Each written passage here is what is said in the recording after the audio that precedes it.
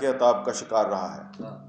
تو علوی صاحب جو ہیں انہوں نے جس طریقے سے مجھے یہاں پہ بلایا ہے تو تھوڑی سی مجھے انہوں نے ڈیفینس پہ ڈال دیا ہے. علوی صاحب صرف یہ گزارش ہے کہ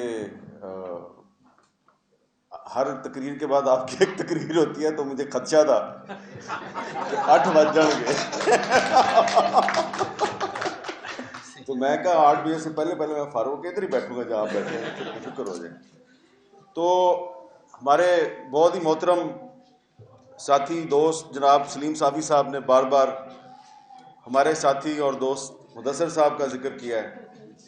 تو مجھے یہ اعزاز حاصل ہوا ہے کہ میں اس کتاب پہ دوسری دفعہ اظہار خیال کر رہا ہوں. کچھ دن پہلے ہم نے کراچی میں جو اردو کانفرنس تھی جہاں پہ کشور آپا بھی موجود تھی, تو وہاں پہ بھی مجھے اس کتاب پہ بات کرنے کا موقع ملا تھا. تو جو میں نے وہاں پہ ایک بات کہی تھی میں وہی بات یہاں دہرا دوں مدثر کی اجازت سے. تو کیونکہ میں دونوں کو, آسمہ کو بھی اور مدثر کو, کافی سالوں سے جانتا ہوں, تو میں صرف یہ کہوں گا کہ جیسا کہ علوی صاحب نے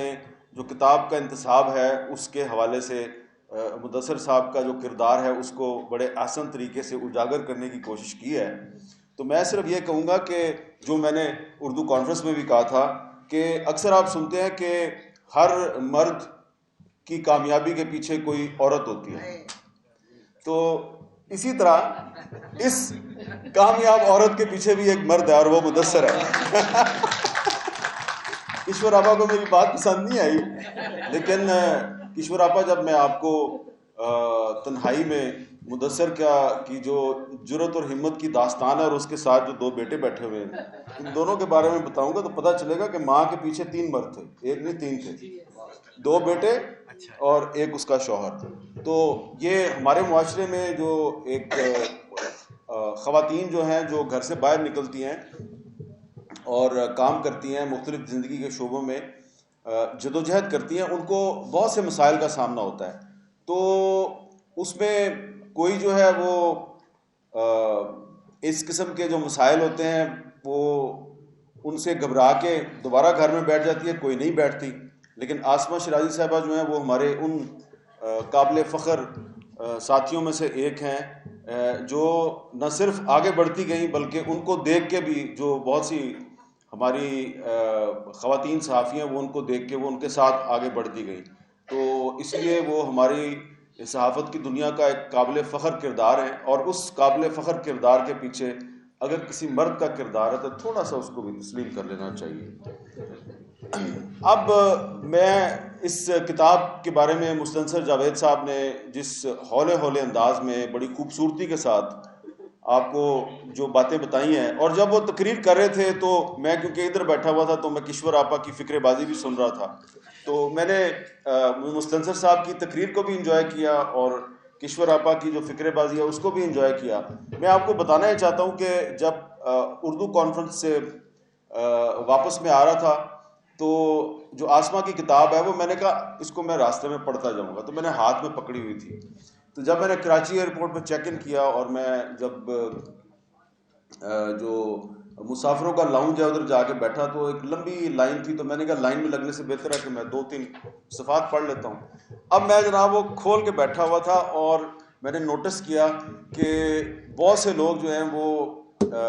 میری طرف نہیں دیکھ رہے, وہ میرے ہاتھ میں پکڑی ہوئی کتاب کی طرف دیکھ رہے ہیں, کیونکہ کتاب کا ٹائٹل آپ دیکھیں نا اس کے اوپر آسمہ شرازی جو ہے وہ مسکراتی ہوئی نظر آ رہی ہے آپ کو, اور اس میں کچھ خواتین تھیں جو وہ ایسے انگلی گھما کے نا کچھ کہہ رہی تھی, تو مجھے سمجھ آ گئی ہے کیا کہہ رہی ہیں, تو میں نے ان کو اگنور کیا. تو ان کی جو گفتگو تھی اس کے رد عمل میں کو 3-4 مرد اور 3-4 نوجوان لڑکیاں جو ہیں وہ آ گئی میرے پاس,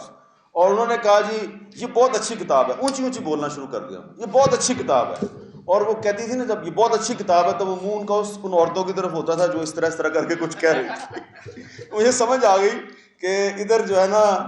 آسمہ شرازی صاحبہ جو ہے یہاں موجود نہیں ہے, لیکن ان کی کتاب جو ہے وہ موضوع بحث ہے, اور یہ جتنے بھی بات کر رہے ہیں کسی نے کتاب نہیں پڑھی ہوئی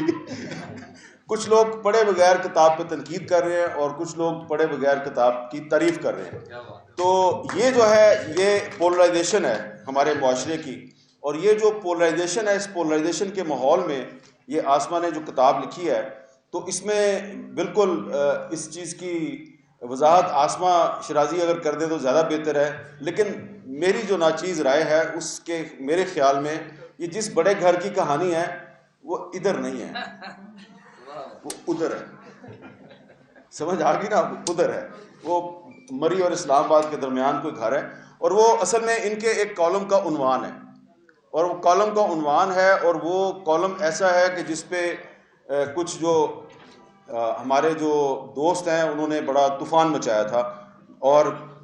جس طرح میں نے ابھی تھوڑی دیر پہلے کہا کہ بہت سے لوگ کتاب پڑھے بغیر بھی تبصرے کرتے ہیں, تو انہوں نے کالم نہیں پڑھا ہوا تھا, لیکن کالم پڑھے بغیر انہوں نے آسما کے خلاف ایک پریس کانفرنس بھی کر دی, بیان بھی داغ دیا اور پروپیگنڈا بھی شروع کر دیا. لیکن اس کے بعد انہوں نے جس بہادری کے ساتھ اس پروپیگنڈے کا مقابلہ کیا, تو ظاہری بات ہے لوگ تو پہلے ہی ان کے بڑے پرستار تھے, تو اس کے بعد تو لوگ ان کی جرأت اور ہمت کے مزید پرستار بن گئے. اس کتاب میں جیسا کہ آپ کو مستنصر صاحب بتا رہے تھے کہ 2018 سے لے کے اور 2022 کا جو پہلا حصہ ہے, یعنی کہ 4 سال کی کہانی ہے جس میں ایک دور حکومت جو ہے وہ کور ہوتا ہے. لیکن اس میں کچھ موضوعات ایسے ہیں جن کا تعلق صرف حکومت کے ساتھ نہیں ہے, بلکہ پاکستان کے بہت بڑے بڑے جو سیاسی اور ہمارے جو سماجی مسائل ہیں ان کے ساتھ ہے. اس میں جو ایک ایسا کالم ہے جو کہ آسما نے 2018 میں لکھا, اور جب آپ اس کالم کو آج دوبارہ پڑھیں گے تو آپ کو ایسا لگے گا کہ پاکستان 2022 میں نہیں, ابھی تک 2018 میں ہی کھڑا ہے. اور وہ کالم ہے جو بلوچستان بنام وزیر اعظم پاکستان ہے. تو اس میں آسما شرازی نے بتایا ہے کہ بلوچستان کا کیا مسئلہ ہے, وہاں پہ جو لاپتہ افراد ہزاروں کی تعداد میں ہیں ان کو بازیاب نہیں کیا جا سکا, اور اس کی وجہ سے اختر مینگل جو ہیں انہوں نے عمران خان کی حکومت کا ساتھ دینے کا فیصلہ کیا ہے, اور اگر اختر مینگل کے مطالبات پہ عمل درآمد نہ ہوا تو پھر کیا ہوگا, اور پھر وہی ہوا. اور اس کے بعد اختر مینگل صاحب عمران خان کی حکومت سے علیحدہ ہو گئے, اور اس کے بعد پھر جب شہباز شریف صاحب وزیر اعظم بنے تو وہ ان کی حکومت میں شامل ہو گئے. اور پرسوں وہی اختر مینگل صاحب جو ہیں وہ قومی اسمبلی میں تقریر کر رہے تھے, اور وہ اس موجودہ حکومت کے سامنے بھی اپنے شکووں کا اور شکایتوں کا انہوں نے انبار لگایا ہوا تھا. تو اگر آپ وہ کالم پڑھیں 2018 کا تو آپ کو ایسا لگے گا کہ پاکستان ابھی تک وہیں پہ کھڑا ہے جہاں پہ 4 سال پہلے تھا. تو اس میں ہمیں کسی غلط فہمی کا شکار نہیں ہونا چاہیے. ہو سکتا ہے کچھ لوگوں کو میری بات بری لگے, لیکن مجھے نہیں لگتا کہ عمران خان کا دور حکومت ختم ہو گیا ہے. شہباز شریف صاحب جو ہے وہ وزیر اعظم ضرور ہیں, لیکن لگتا یہ ہے کہ ابھی بھی حکومت جو ہے وہ عمران خان ہی کی ہے, کیونکہ عمران خان کی حکومت عمران خان کی حکومت نہیں تھی, اور شہباز شریف کی حکومت جو ہے وہ شہباز شریف کی حکومت نہیں تھی. دونوں کی حکومتیں جو ہیں وہ کسی بڑے گھر کی حکومتیں ہیں. اور اس کا سب سے بڑا ثبوت یہ ہے کہ آپ دیکھیں کہ آسما کی کتاب میں بھی کافی ذکر ہے علی وزیر کا. تو جب عمران خان صاحب وزیر اعظم تھے تو علی وزیر صاحب کو گرفتار کیا گیا, اور گرفتار کیا گیا خیبر پختونخوا سے بند کر دیا گیا ان کو سندھ کی ایک جیل میں. اور اب شہباز شریف صاحب کی حکومت ہے تو ایک اور پارلیمنٹ کے ممبر ہیں اعظم سواتی صاحب, آپ ان سے اختلاف کر سکتے ہیں, لیکن حقیقت یہ ہے کہ ان کو اسلام آباد سے گرفتار کر کے پہلے بلوچستان لے جایا گیا, پھر بلوچستان میں کہا گیا جب عدالتوں کی طرف سے کہ ان کو رہا کر دیں, تو پھر ان کو وہاں سے وہ سندھ لے گئے. تو اب علی وزیر بھی سندھ کی جیل میں ہے, اعظم سواتی بھی سندھ کی جیل میں ہے. سندھ میں حکومت پیپلز پارٹی کی ہے, لیکن جس طرح کہ شہباز شریف کی حکومت جو ہے وہ شہباز شریف کی حکومت نہیں ہے, اسی طرح مراد علی شاہ کی حکومت بھی مراد علی شاہ کی حکومت نہیں ہے. اور اسی لیے علی وزیر بھی جیل میں ہے اور اعظم سواتی بھی جیل میں ہے. اور یہ ہے اس بڑے گھر کی کہانی جو کہ آسما شرازی نے اپنی اس کتاب میں لکھی ہے. تو اصل میں ہمیں پاکستان کو اگر ایک مثالی گھر بنانا ہے جس میں رہنے والے تمام لوگ جو ہیں وہ ایک دوسرے سے خوش ہیں, تو اس کے لیے ضروری ہے کہ ہم پاکستان میں آئین اور قانون کی بالادستی قائم کریں. اور اس حوالے سے بھی آسما نے اپنی کتاب میں یہ ایشو بھی بار بار اٹھایا ہے کہ اگر ہم نے پاکستان کو ایک مثالی ریاست بنانا ہے تو اس کے لیے ضروری ہے کہ یہاں پہ آئین اور قانون کی بالادستی قائم ہو، اور جب آئین اور قانون کی بالادستی قائم ہوگی تو تب ہی پاکستان کے عوام کا یہ ملک پاکستان، اسلامی جمہوریہ پاکستان، یہ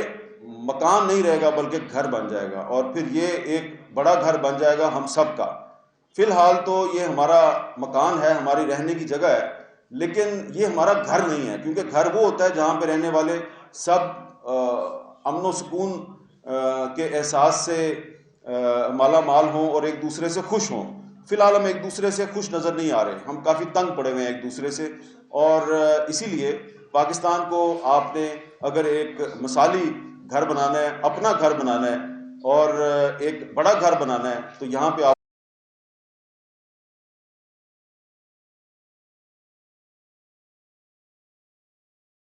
جایا، جب آپ